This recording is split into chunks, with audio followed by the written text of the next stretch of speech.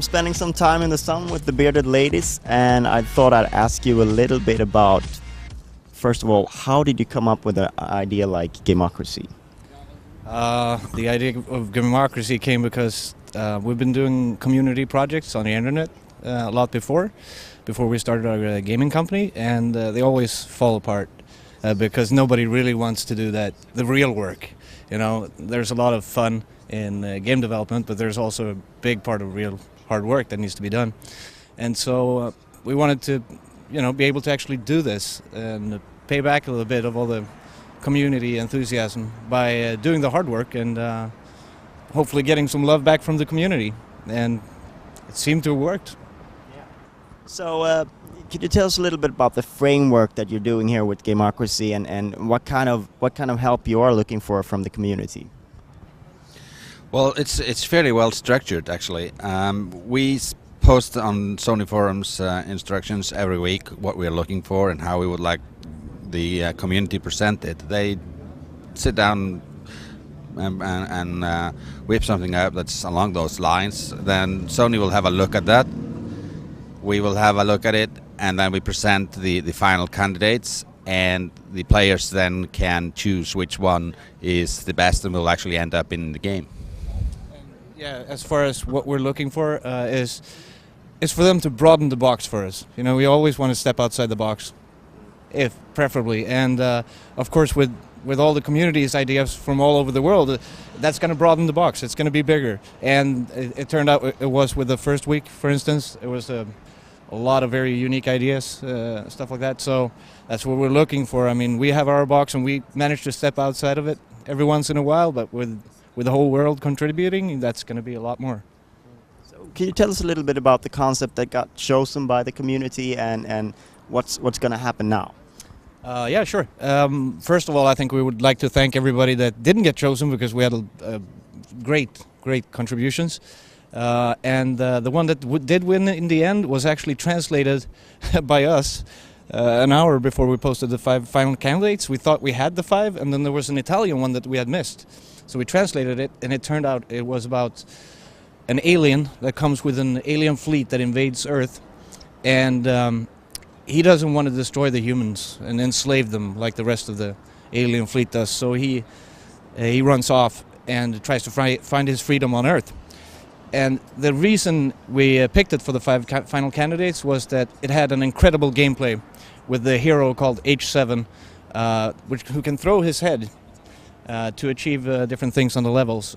Specifically, he could throw it to create a platform for him to jump on, and then pick it up in midair and throw it again. You can use it to reach to higher places as a weapon, and all these different, and everything is done with his head, and that's going to make for both great game mechanics, and it suits this platformer style very well, and also I think graphically it'll look very interesting. So yeah, that's our winner, and really looking forward to working on that one. I think it has a great potential, especially with the upcoming competitions are going to be focused around gameplay and game mechanics, and that's I think that's where this idea is going to shine. Maybe you'll do a couple of shout-outs. No, it's been fantastic to be able to communicate with all the players and all the contributions that they have submitted to us. Has been fantastic. It's sort of horizon, or giving us a better horizon in terms of game development, because I mean we bounce ideas among the 5 of us, and it sort of has a fairly well polished process by now. So to be able to increase that, our development team with thousands of people are actually coming in with great ideas and concepts that we had never really thought about, and sort of forcing us to straighten up and look at other things from a different, a completely new perspective is fantastic. It's fantastic. Thank you. And I'm just thinking, like, for a developer, I mean, most development cycles aren't as sort of structured with like, well, we're going to do this one week, we're going to do this the next week. Is it nice to have that framework to rely on when you don't really know what kind of gameplay you're going to add in a week, or what kind of? It's a little bit too early to actually answer that question, I think. I think it's going to work really well. I think our team is very, deadline oriented in that way, and it's pretty nice to have that. These short deadlines. It's like I don't know. This is going to get really technical, but a Scrum schedule that a lot of developers use, maybe 2-week cycles and such. That's sometimes hard to keep that structure, but here we have to do it to feed back to the community, and we have very fixed deadlines. We have to, by every Friday get our dev diary in and get something new out of the game, show something new in the game.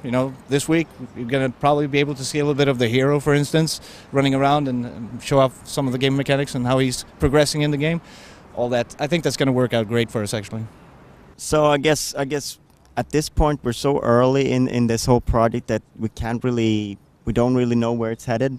But could you just elaborate a little bit what you're feeling, what your gut feeling is about it, and what you think these next 12 weeks will be like? My gut feeling is much better than 2 weeks ago. I think it's going to be great, and I'm really happy with the winner because I think it was perfect for the size of project that we're looking at. So now I got no fears left. I think it's going to be great, and I think there's going to be a lot of great contributions to come looking at what we had the first week. So in the end, I think there's going to be a really, really great minis game out there. Probably the best one ever made, actually. Yeah, I can't really top that. It's definitely going to be the best mini game ever made.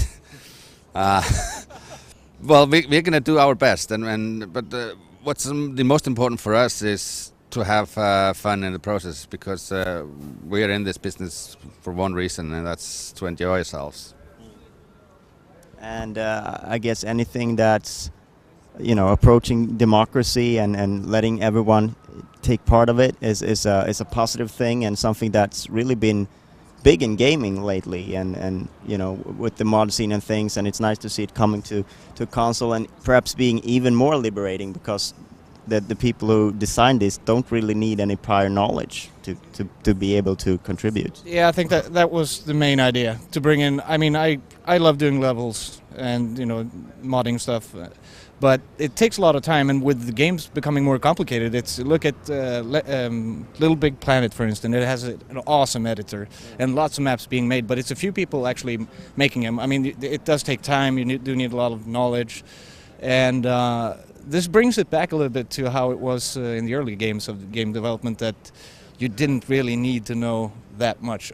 A programmer needed to know, some technical stuff, but actually we need to know a lot more right now to produce a game.